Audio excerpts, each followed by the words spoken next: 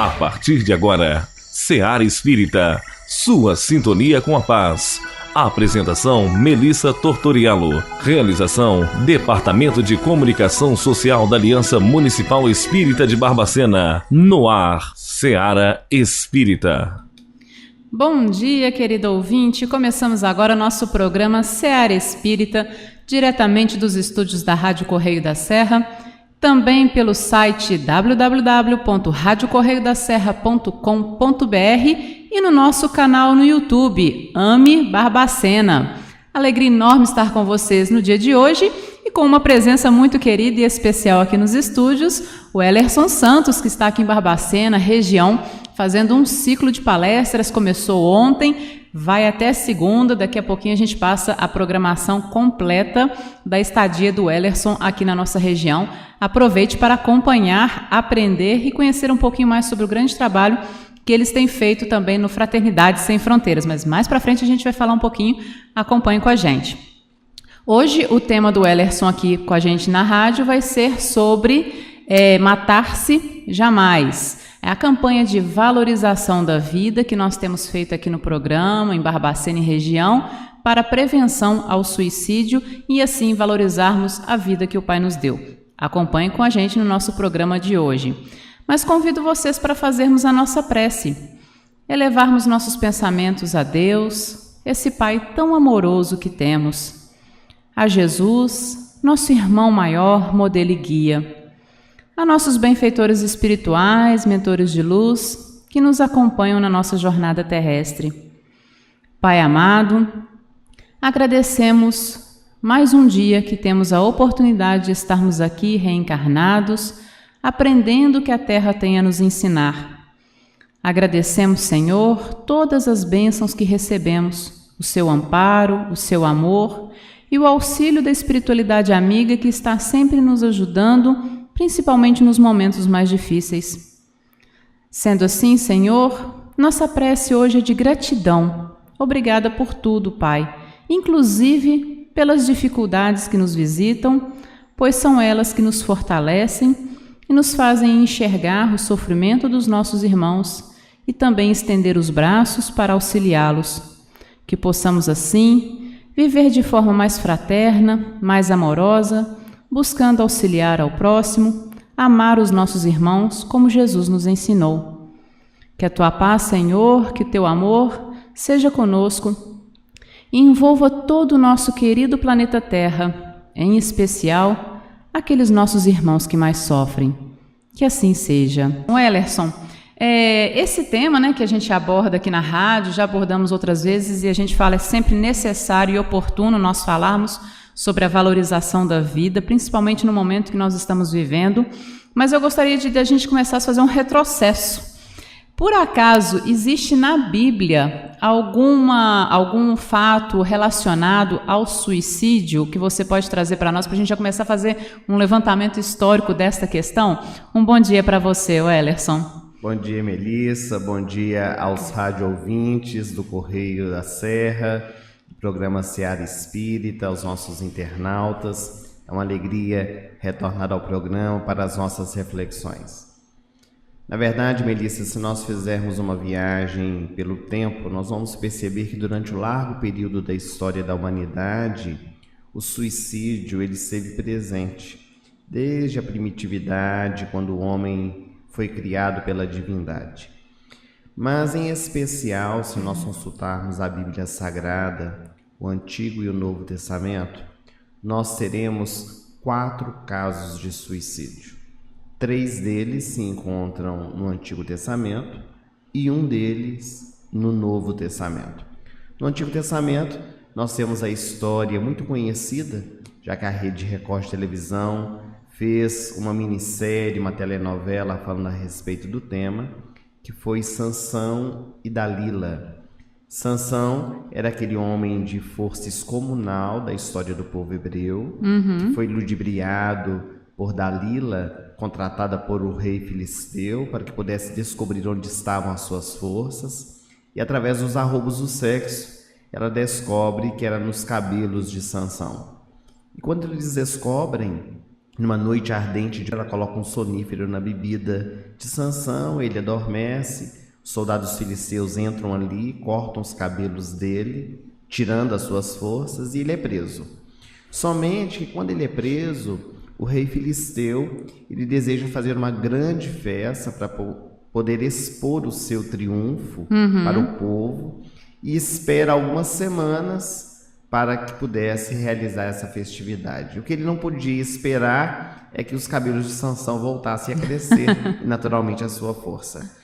E no dia da festa, quando Sansão é levado para o palácio, amarrado a cordas, ele é preso em uma das colunas do palácio. No auge da festividade, ele com a sua força, ele derruba a coluna, então ele suicida-se, mas também mata a todas as pessoas que estavam ali reunidas, inclusive o rei filisteu, Dalila e tantos outros que estavam ali presentes. Foi o primeiro caso que nós tivemos no Antigo Testamento. Os outros 2 casos do Antigo Testamento se deram na época do rei Saul.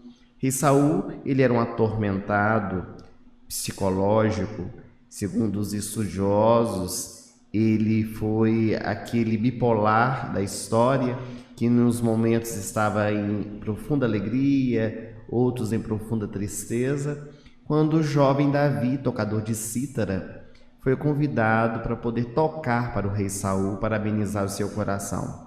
E foi aí que surgiram os salmos cantados pelo rei Davi, que hoje se encontram também na Bíblia Sagrada. O fato é que na convivência havia um profeta que disse que Davi ele seria o grande rei do povo hebreu.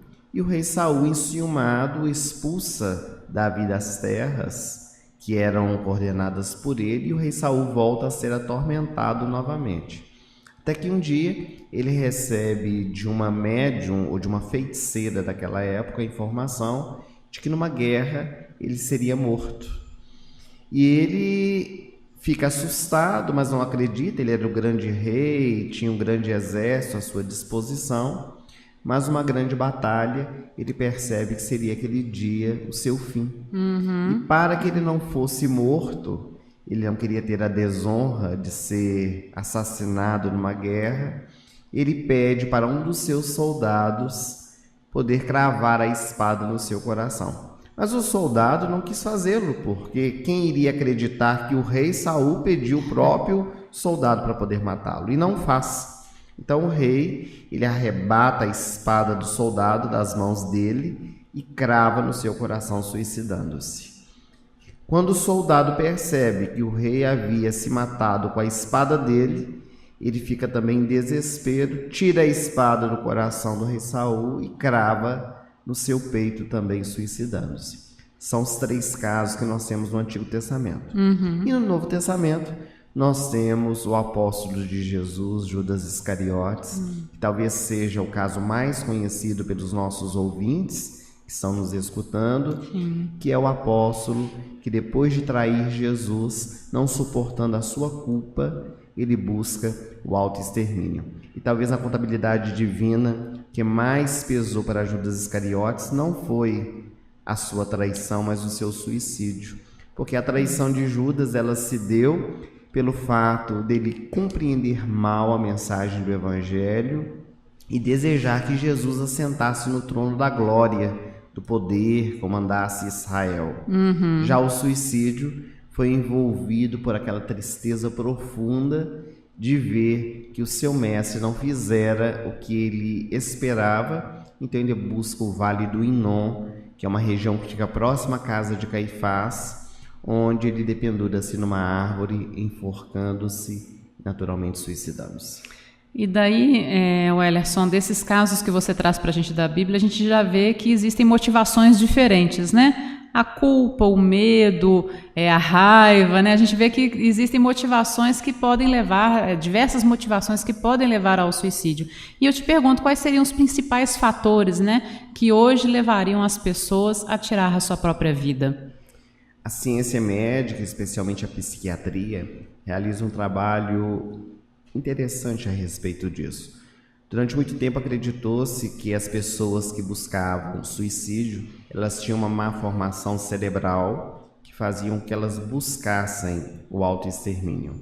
Mas a verdade, na atualidade, com os estudos avançados, os psiquiatras e estudiosos do comportamento humano descobriram que quando a pessoa suicida-se, na verdade ela não quer se matar, ela quer fugir da vida, fugir dos seus conflitos, dos seus desafios, quer resolver de uma maneira diferente a situação pela qual ele esteja passando. Nós não gostamos de dizer que existem causas que levam ao autoextermínio, porque quando nós falamos de causas, fica parecendo que nós estamos justificando o ato que a pessoa cometeu, já que toda causa gera uma consequência.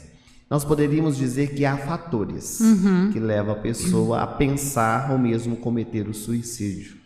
Entre eles nós temos a depressão, que tem sido o mal do século, a solidão, conforme a própria mensagem do momento espírita nos trouxe a respeito da reflexão, as doenças congênitas, degenerativas, que levam as pessoas muitas vezes a acreditarem que não têm forças para passar por aquela experiência, um namoro que foi terminado, um casamento mal resolvido, problemas financeiros. Mas Allan Kardec, nosso codificador, em O Livro dos Espíritos, na sua terceira parte que fala das leis morais, especialmente no capítulo Lei de Destruição ou Lei de Conservação, ele vai ter alguns questionamentos a respeito do autoextermínio, onde numa das questões ele inquire aos espíritos quais seriam as causas do ponto de vista espiritual que levaria o indivíduo ao autoextermínio.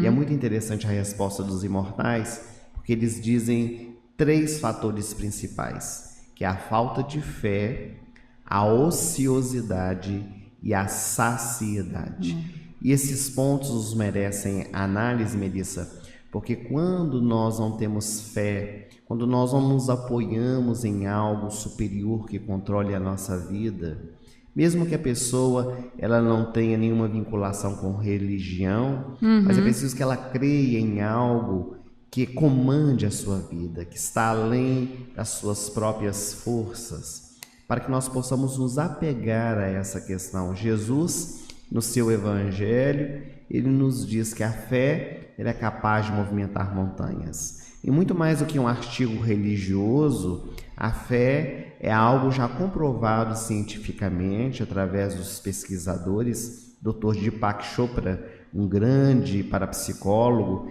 ele realizou um trabalho em torno da fé, dizendo da importância de nós despertarmos a fé no nosso coração, a fé em si mesmo, a fé no poder superior, a fé no médico e no tratamento que nós estamos realizando, já que ele é um médico. Também a ociosidade. Hoje nós vivemos um mundo em que muitas vezes nós nos entregamos a essa falsa paz, porque a ociosidade é não fazer nada. Nós às vezes achamos que estamos em paz quando nós ficamos dentro de casa, deitados no sofá, assistindo a programação da televisão, que nem sempre é saudável. E nós achamos que isso é ter paz. A ociosidade, ela nos traz grandes desequilíbrios, porque vai gerando na nossa mente vazia pensamentos negativos.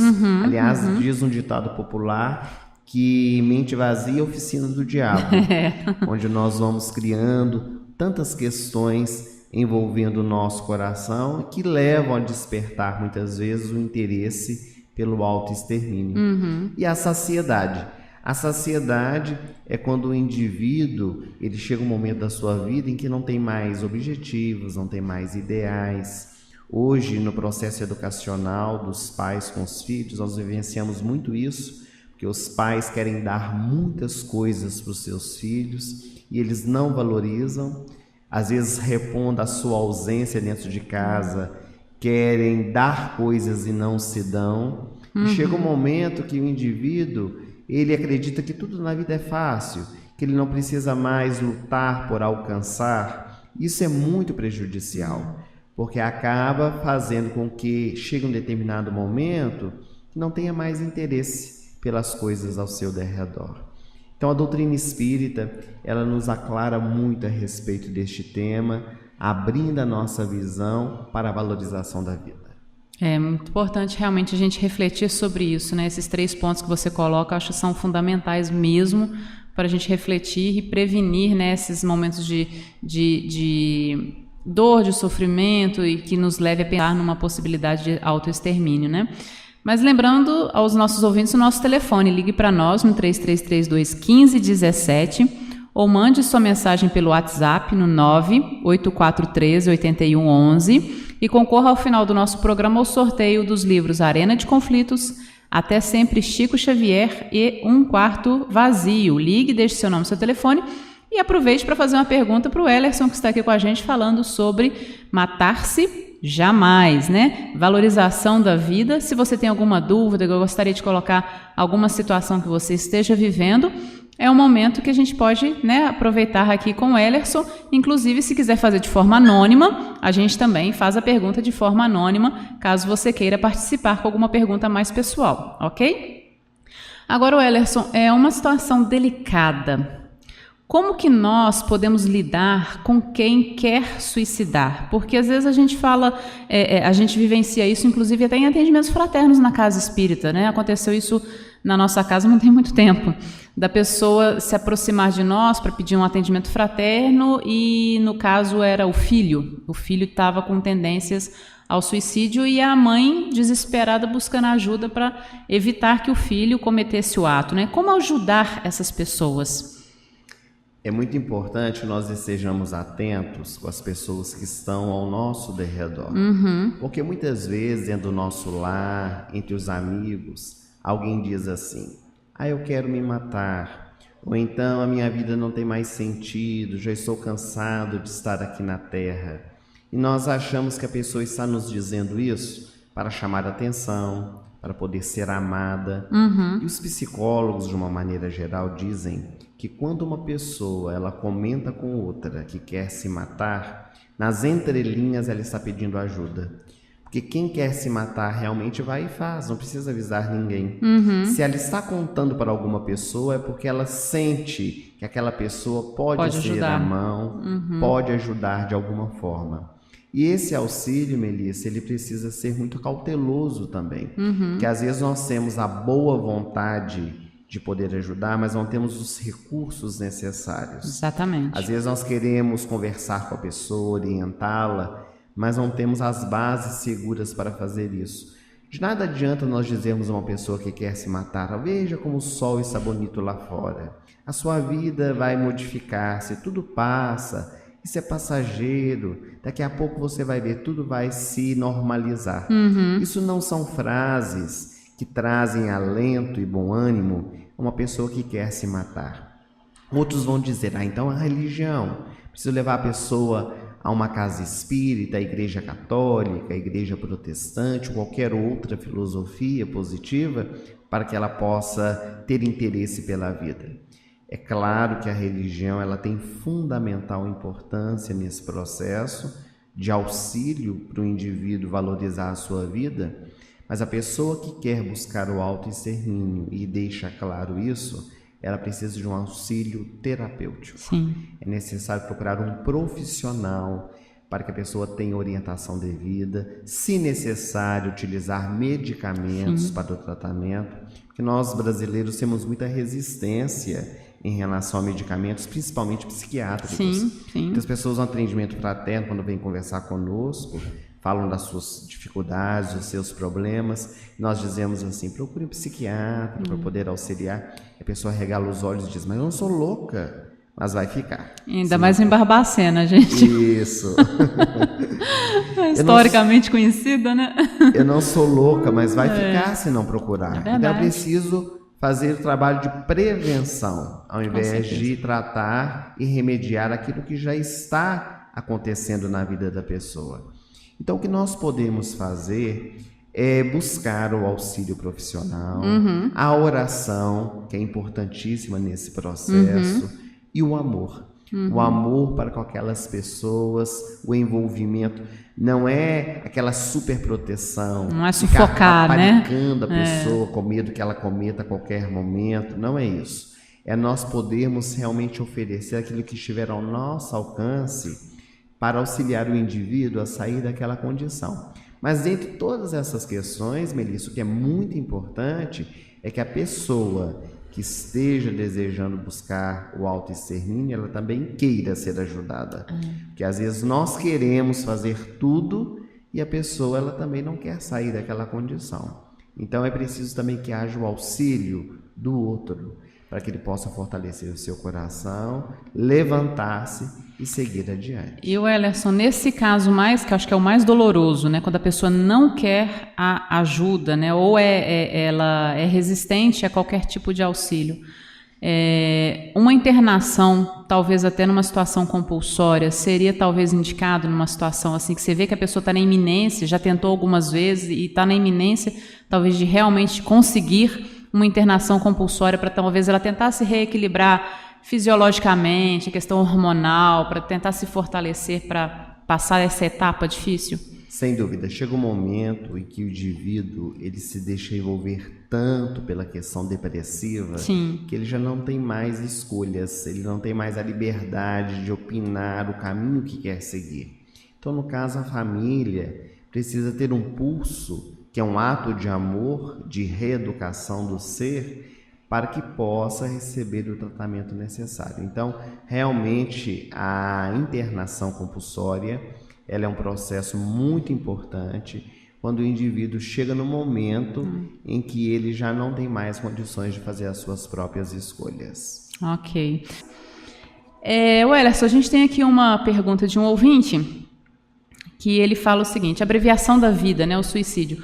Quais são as consequências no plano astral? O que ocorre quando o espírito chega no mundo espiritual através das vias do suicídio?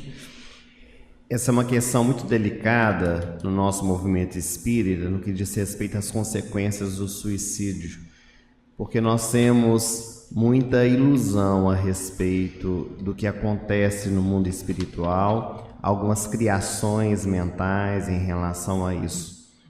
Cada caso é um caso. Nós não teríamos como dizer quais seriam as reais consequências para um suicida, porque para cada suicídio existem atenuantes e agravantes, conforme as situações que está envolvido e conforme o que ocorreu. O que nós sabemos é que todo indivíduo é responsável por si mesmo. Nós somos responsáveis por valorizar a nossa vida. E é preciso que nós tenhamos esta responsabilidade de poder cuidar do nosso corpo, cuidar do nosso espírito. E conforme nos ensinou Jesus, todo aquele que semeia, um dia vai colher. Nós temos alguns relatos de espíritos suicidas, tanto no livro O Céu e o Inferno, que é a quarta obra da codificação, como também o notável livro psicografado por Ivone do Amaral Pereira, que é o livro Memórias de um Suicida, que, segundo Chico Xavier, nos últimos 50 anos e nos 50 anos por vindouros, seria o livro mais notável que teríamos falando a respeito deste tema. O que nós queríamos dizer aos nossos ouvintes é que muitas vezes nós dizemos que a pessoa que se suicida, ela vai viver até o último momento no mundo espiritual as dores pelas quais iria sofrer aqui na Terra. Vamos supor que a pessoa, ela suicidou-se com 20 anos de idade, tinha que viver até 60. Então, durante 40 anos, ela passaria por todo este sofrimento no mundo espiritual, que sentiria o peso da terra, dos vermes a comerem debaixo da terra, o seu corpo físico. Tudo isso pode acontecer. Mas nós não podemos afirmar que aconteça, porque para cada espírito se dá de uma maneira diferente. Além do que, nós temos a misericórdia divina que se apresenta em favor de todos nós. Nosso Pai não é um carrasco, não é um ser que está sentado no seu trono julgando as nossas atitudes. Deus é amor, no dizer de João, está a estender a mão em favor de todos nós, aqueles que nos encontramos aqui na Terra, que somos os seus filhos, trazendo as dificuldades dentro do nosso coração. Também existem as consequências, Melissa, no que diz respeito às próximas reencarnações. Quando o indivíduo, aquele espírito, ele terá a oportunidade de retornar ao corpo físico e poderá vir com alguns comprometimentos na área que foi afetada pelo suicídio anterior. Como também teremos aquelas outras pessoas que virão com responsabilidade de trabalho para poder transformar a sua vida. A própria Ivone do Amaral Pereira, médium do nosso movimento espírita, ela trouxe relatos de que suas experiências passadas ela foi suicida e agora ela retornou com um comprometimento na mediunidade para ajudar os espíritos que se suicidavam.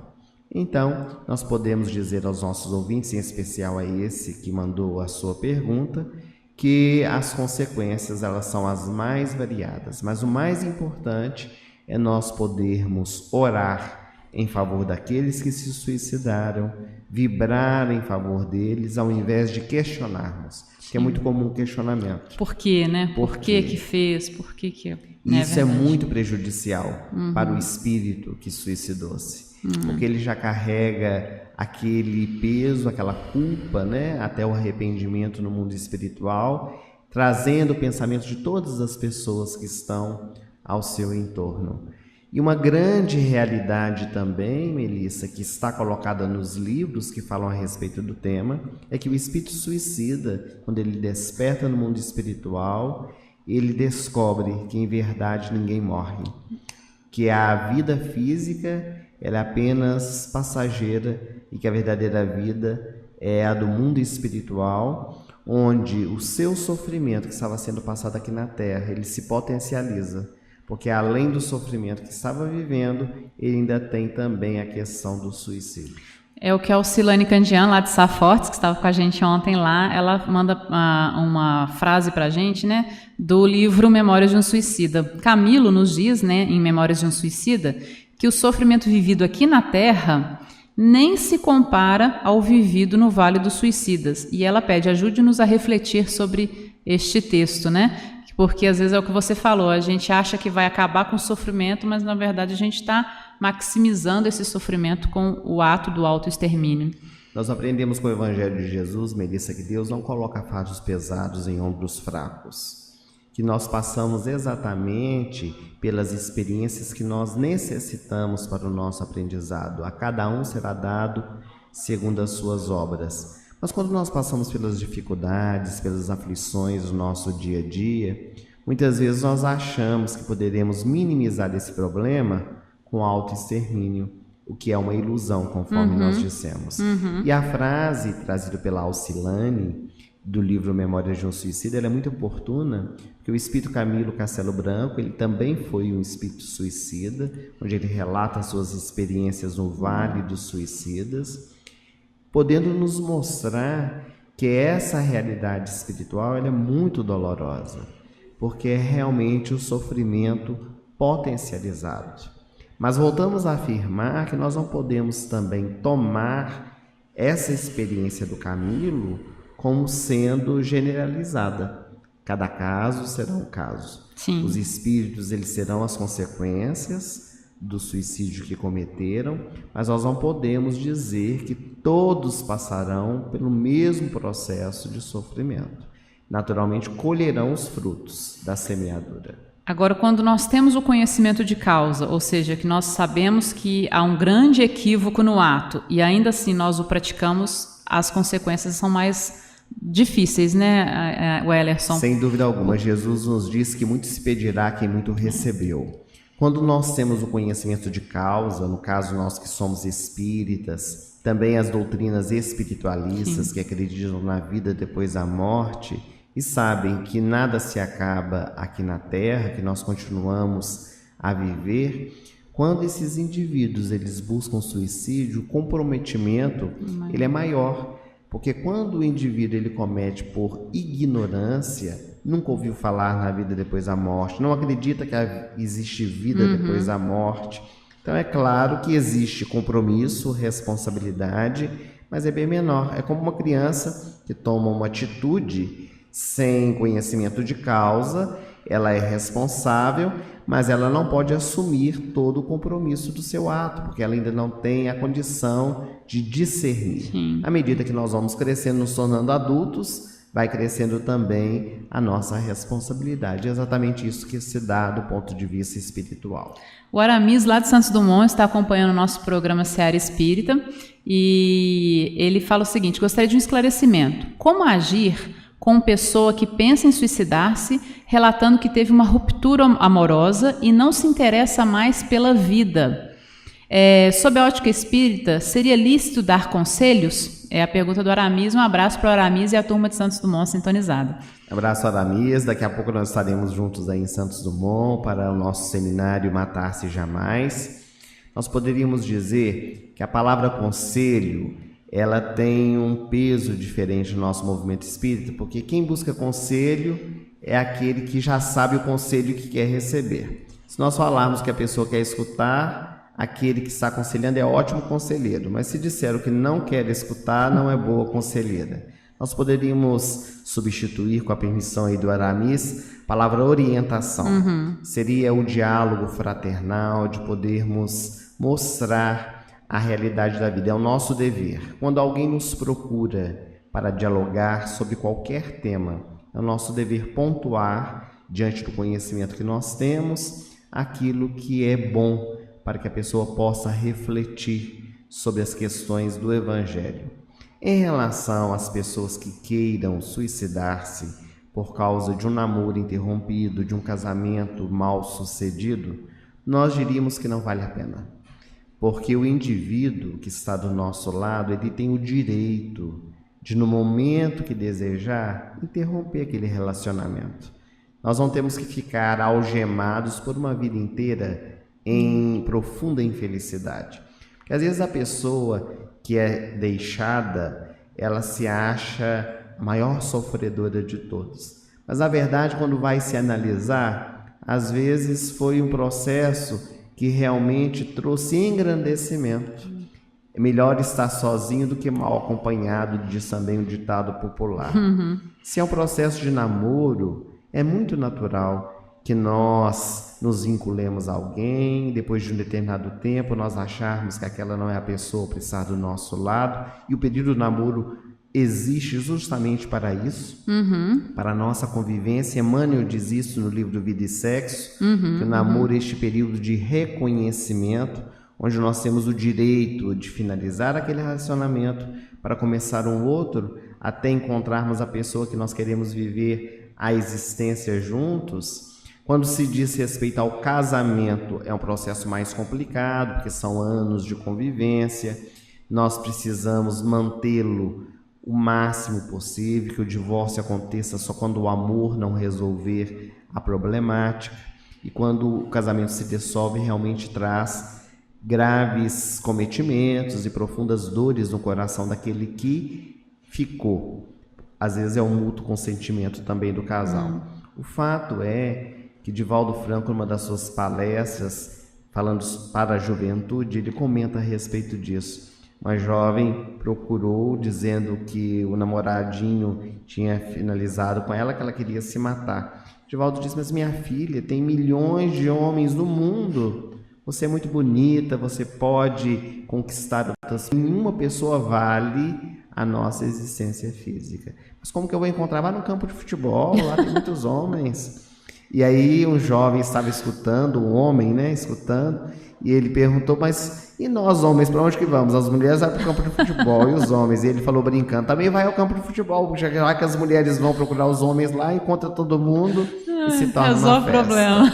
Uma forma jocosa de nós podemos falar deste tema tão importante para as nossas reflexões, mas o que nós podemos dizer ao Aramis e a todos que estão nos escutando, que realmente nenhuma pessoa vale o nosso autoextermínio. E se você me permitir, Wellerson, lembrando Divaldo, eu sugeriria uma leitura para quem passa por esse tipo de sofrimento, de dificuldade das rupturas amorosas, né, de psicografia do Divaldo, da nossa querida Joana, que é Amor, Imbatível Amor, que é uma lição, né, que é um estudo aprofundado sobre a psique humana, principalmente nessas questões de relacionamento, para a gente aprender, né, a amar ao outro, né, mas também a amar-se e a respeitar essas diferenças, como você coloca.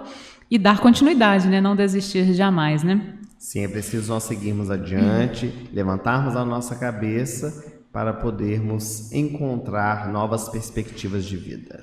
É verdade. Outro ouvinte nos ligou, Ellerson, e ele pergunta o seguinte: suicídio é obsessão? É obstinação? Quando a pessoa tem uma ideia fixa pelo suicídio, pode haver um processo obsessivo por detrás? Pode ocorrer.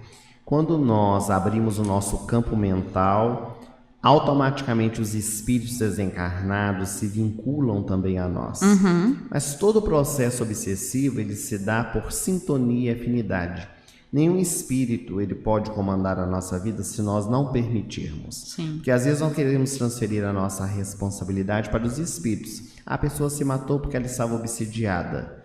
Mas para que ela pudesse ser obsidiada, ela precisou abrir o campo mental e com as suas atitudes para que o espírito pudesse influenciá-la. Porque quem não tem tendência ao suicídio, de nada adianta um espírito aproximar-se dela e dizer: se mate. Acabe com a sua vida, porque a pessoa não vai fazer, porque ela já está afirmada dentro de si o que deseja para a sua vida. Porém, quando a pessoa ela tem uma tendência, quando ela já pensou a respeito daquele assunto, quando ela está desestimulada de viver, frustrada com os acontecimentos, ela vai abrindo o campo mental para que esses nossos irmãos infelizes, também vinculados ao autoextermínio, possam se aproximar e levar ao suicídio. Joana de Ângeles diz que em todo processo psiquiátrico nós temos aí também os processos obsessivos que precisam ser tratados de maneira conveniente. No caso nós que somos espíritas, nós temos os tratamentos das nossas instituições, o passe, a água fluidificada, a tarefa, que é muito importante, o trabalho solidário, conforme você mesma disse no início do nosso programa, só é solitário quem não é solidário. E então nós vamos tendo um arsenal de atividades que vão preenchendo a nossa vida para que nós possamos valorizá-la. E por falar em valorização da vida, né, a gente vê que o trabalho em prol do próximo é um grande preventivo, digamos assim, né, Ellerson? É algo que nos traz força para a gente continuar. E quando a gente ajuda alguém que está precisando, a gente vê que a nossa dor às vezes é tão pequena, né? Quando a gente vai visitar alguém que está doente, quando a gente ajuda uma criança carente, quando a gente ajuda uma família em dificuldade, e depois a gente olha para o nosso problema e fala: nossa, eu não tenho do que reclamar, minha vida é tão boa, né? A pessoa está sofrendo tão mais do que eu. Então a caridade, esse trabalho, igual eu gostaria que a gente entrasse um pouquinho falando sobre o projeto Fraternidade Sem Fronteira, o trabalho em prol do próximo é uma grande ferramenta, um grande instrumento para evitar o suicídio? Sem dúvida alguma, porque quando nós convivemos com as pessoas ao nosso derredor, Melissa, nós conseguimos sentir a dor do outro, compadecermos a dor do outro. Às vezes nós nos fechamos dentro da nossa aflição e achamos que somos os maiores sofredores do mundo e esquecemos de perceber ao nosso derredor quantas pessoas estão em condições muito mais difíceis do que a nossa. Nós nos recordamos de Jerônimo Mendonça, o gigante deitado de Tuiutaba, que viajou o Brasil falando a respeito do Evangelho de Jesus. Ele era tetraplégico e cego das duas vistas. Ele dizia nas suas palestras que muitas pessoas, quando o procuravam, vinham reclamar de unha encravada, de mal-estar gástrico, porque se alimentaram de forma demasiada, acreditando que a sua seria a maior dor. Nesse processo de descobrimento do auxílio àqueles que mais sofrem, nós vamos percebendo o quanto a nossa vida é positiva, o quanto nós precisamos agradecer. Verdade. Nós, por exemplo, que temos a oportunidade de estar vinculados a essa instituição, a Fraternidade Sem Fronteiras, que é uma ONG que realiza um trabalho não apenas aqui no Brasil, como também na África. E já tivemos a oportunidade de estar no continente africano algumas vezes, especialmente em Moçambique, onde a miséria está presente, que às vezes nós falamos de fome, de dor, e não sabemos o que é isso, porque fome são pessoas que ficam 15, 20 dias sem se alimentar e morrem por inanição. Nós temos na África uma região que nós atendemos, Melissa, chamada Chiqualaquala, que há 10 anos não chove. Jesus. E os leitos dos rios secaram e as crianças viajam alguns quilômetros para buscarem água barrenta, em que elas tomam e cozinham. porque não tomam banho, porque não há água. Então são situações muito difíceis. Mas o que nós percebemos, não podemos falar do continente africano. Nós vamos falar em relação a Moçambique e as unidades que nós atendemos. Hoje nós atendemos 28 unidades em Moçambique. O que nós percebemos é que, embora essas pessoas vivenciando todas essas dificuldades e aflições, elas lutam a favor da vida. O índice de suicídio nessas aldeias é muito baixo, ou quase inexistente. Nós nunca soubemos de nenhum caso de suicídio nessas vezes que visitamos Moçambique. E o que nós vemos nos olhos daquelas pessoas, nas atitudes dela, é uma gratidão a Deus, é o entendimento da experiência pela qual estão passando. Não é aplaudir o sofrimento, desejar que ele chegue até nós, mas é quando ele se apresenta, nós podemos fortalecer o nosso coração, tirando a mensagem que o sofrimento quer nos trazer, buscando sair daquela condição com o nosso próprio esforço, com o nosso próprio trabalho e contando com o auxílio daqueles que nos estendem a mão. E, Wellerson, para quem queira conhecer esse projeto, porque é um projeto grande, né? A gente faria um programa inteiro só para falar do projeto, né? Para quem quer conhecer um pouquinho mais do projeto, que possa e queira ajudar, que a gente sabe que o projeto precisa de ajuda para se manter de pé, né? Claro. É onde que pode entrar o site? Você pode divulgar para a gente, para as pessoas poderem acessar, conhecer mais, se voluntariar? Os nossos rádio ouvintes, internautas que queiram conhecer um pouco mais a Fraternidade Sem Fronteiras, podem acessar o site, inclusive ele está repaginado, um site com muitas informações novas a respeito do projeto. Basta acessar www.fraternidadesemfronteiras.org.br. Ali nós temos todas as informações de todos os projetos que nós realizamos, tanto no exterior quanto aqui no Brasil, as formas de auxílio. Hoje nós funcionamos num sistema de apadrinhamento, onde nós precisamos da contribuição de muitas pessoas para que este projeto possa funcionar. Nós temos muitas pessoas do Brasil e do exterior que têm nos auxiliado, mas ainda há muito o que a realizar. E no site as pessoas também podem se inscrever para participar das nossas caravanas. Mensalmente nós temos uma caravana que vai tanto a Moçambique e algumas outras, não mensalmente, mas no ano em torno de 3, 4, que vai a Madagascar, que também é uma região que nós atendemos na África. Inclusive agora nós temos 2 caravanas, uma está em Moçambique, é a caravana coordenada pelo Dr. Andrei Moreira, a caravana da saúde, e temos uma caravana para Madagascar. A nossa caravana irá em outubro, a caravana da educação, que tem o objetivo de poder levar o reforço escolar e também levar a mensagem do Evangelho aos corações infantis por meio do trabalho que realizamos com os monitores. Então todos serão muito bem-vindos, se quiserem participar conosco, nos ajudar, e desde já o nosso profundo agradecimento. Há vagas, né? Há vagas. Sempre há vagas Sempre para há aqueles vagas. que queiram trabalhar. Então, lembrando o site www.fraternidadesemfronteiras.org.br, e vocês vão poder conhecer um pouquinho mais desse magnífico trabalho que está acontecendo e que está salvando vidas, auxiliando as pessoas a vencer as suas dificuldades, os seus problemas e a continuarem essa existência com, né, as bênçãos de Deus e com o auxílio de quem pode ajudar e estende as mãos para ajudar esses nossos irmãos que passam por essas experiências. Wellerson, muito obrigada mais uma vez pela sua disponibilidade, por estar aqui na região, aqui no nosso programa de rádio. Que Jesus te abençoe nesse seu trabalho de divulgação e nesse magnífico trabalho do Fraternidade. Muito obrigada. Sou eu que agradeço, Melissa, o carinho, também a oportunidade de nós estarmos aqui, os nossos rádio ouvintes que nos acompanham, os nossos internautas. E se nós pudéssemos deixar uma mensagem final bem breve, seria a frase que deu título ao nosso programa de hoje: matar-se jamais. Possamos valorizar a nossa vida, nos amar verdadeiramente, para podermos descobrir o amor em relação ao nosso próximo. Essa é a proposta do Evangelho de Jesus para os nossos corações. Você ouviu o programa Seara Espírita, Apresentação Melissa Tortoriello. Realização do Departamento de Comunicação Social da Aliança Municipal Espírita de Barbacena. Seara Espírita.